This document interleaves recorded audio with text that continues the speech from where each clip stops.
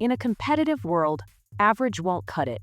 The Success Launch Point shows you how to stand out, deliver massive value, and rise above the crowd. With on-demand courses, expert coaching, and a community focused on growth, you'll accelerate your career and your paycheck. It's time to level up. Check out modernobserver.com/launchpoint.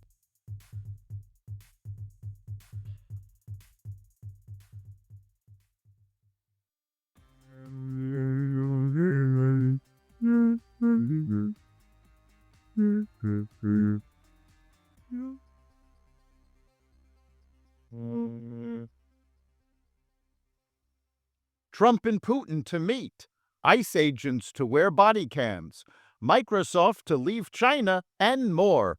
Welcome to the Raw Naked Truth. I'm your host, Eric Lopkin, and here's the news you need to know. President Trump and Russian President Vladimir Putin have agreed to meet in Budapest to discuss ending the war in Ukraine, following a lengthy call between the two leaders. Secretary of State Marco Rubio will lead a U.S. delegation in preliminary talks with Russian officials next week. The summit date hasn't been announced, but it will follow Trump's scheduled meeting today at the White House with Ukrainian President Zelensky.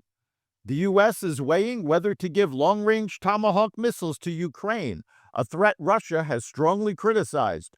Trump said great progress was made in the Putin call. Senate Democrats voted Thursday to block the annual full-year defense appropriations bill, despite the measure passing out of committee with strong bipartisan support earlier this year. The vote is the latest sign of deteriorating bipartisan relations on Capitol Hill as the government shutdown drags into a third week. The Senate voted 50-44 against proceeding to the bill after Senate Democrat leader Chuck Schumer objected to considering the defense spending bill without also voting on the annual Labor, Health, and Human Services Appropriations bill. It needed 60 votes to advance. Troubled by clashes between agents and the public, a judge on Thursday said she will require federal immigration officers in the Chicago area to wear body cameras, and she also summoned a senior official to court next week to discuss an enforcement operation that has resulted in more than 1,000 arrests. U.S. District Judge Sarah Ellis said she was a little startled after seeing TV images of street confrontations that involved tear gas and other tactics during an immigration crackdown. The body cameras are expected to record footage of the assaults on ICE agents that have been rampant in Chicago. Former White House National Security Advisor John Bolton was indicted Thursday on 18 counts related to the improper handling of classified materials. According to the indictment, Bolton was indicted on 8 counts of transmission of national defense information and 10 counts of retention of national defense information. The documents Bolton transmitted were sent to 2 individuals unauthorized to view classified documents. Furniture tariffs have prompted IKEA to raise prices.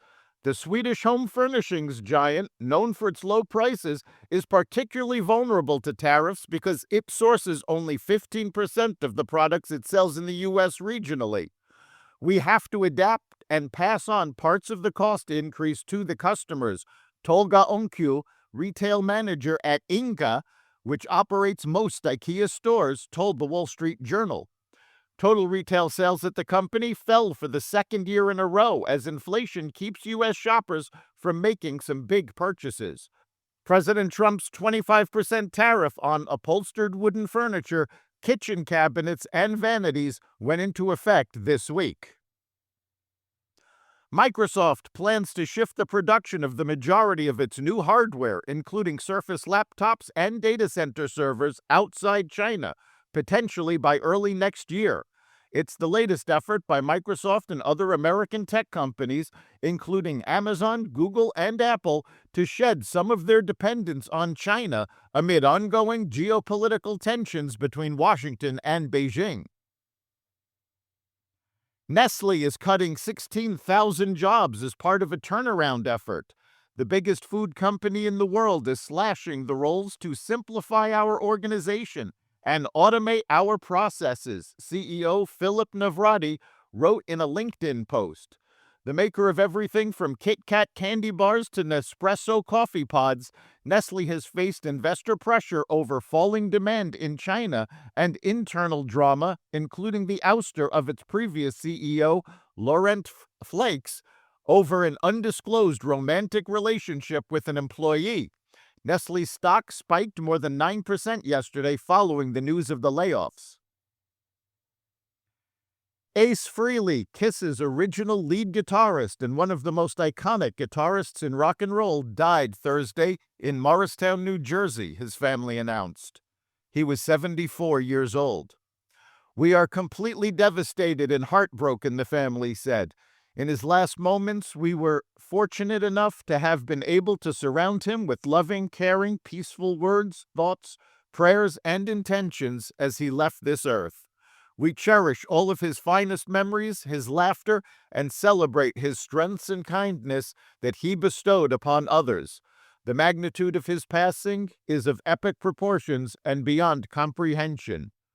Reflecting on all of his incredible life achievements, Ace's memory will continue to live on forever.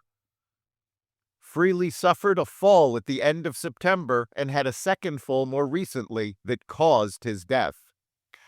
That's the Raw Naked Truth. You can catch every episode of the Raw Naked Truth Daily News Brief, as well as our sister podcast, Carnivore Radio, with news analysis and commentary, and the rest of the Xvadio Podcast Network at xvadio.com, the Apple Podcast app, YouTube, Rumble, Spotify, iHeartRadio, Audible, Amazon Music, and other platforms that respect freedom of speech. We'll see you next time.